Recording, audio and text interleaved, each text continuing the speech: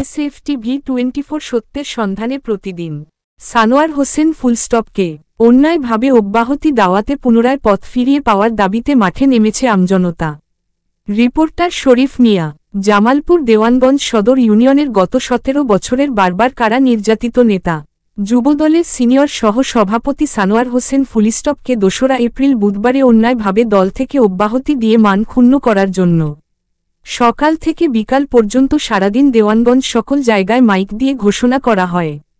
অব্যাহতি দেওয়ার কারণ তাহার বক্তব্যে সকল কিছু উঠে এসেছে। তিনি সব সময় অন্যায়ের বিরুদ্ধে প্রতিবাদ করেছেন।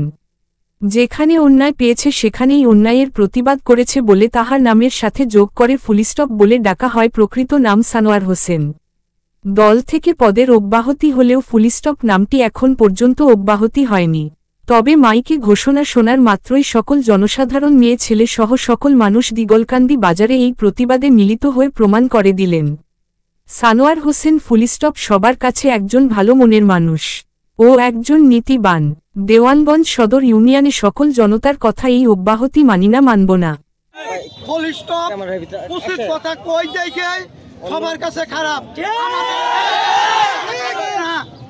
আমাদের এলাকাবাসীর কাছে উৎসন্নত দলা ওদের দরকার। আমার উনি গরিব মানুষকে মহব্বত করে এই যে কোনো সময় মনে করেন এই দল থেকে যাই কিছু আসুক উনি সঠিকভাবে বিতরণ করে দেয়। এই জন্য জনগণ উনার পাগলা। আমাকে বহিষ্কার করার পর আমি কাউকে ডাকি নাই, তারা স্বেচ্ছায় আমার পাশে এসে দাঁড়িয়েছেন। এটাই হলো আমার বড় পাওয়া।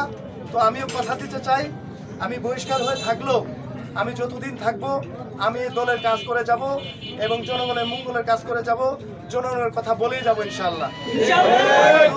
আপনারা শুধু আমাকে এই বিষয়গুলা যেন আমাদের সিনিয়র নেতৃবৃন্দ দেখতে পায় সেই ব্যবস্থাটুকু করে দিবেন।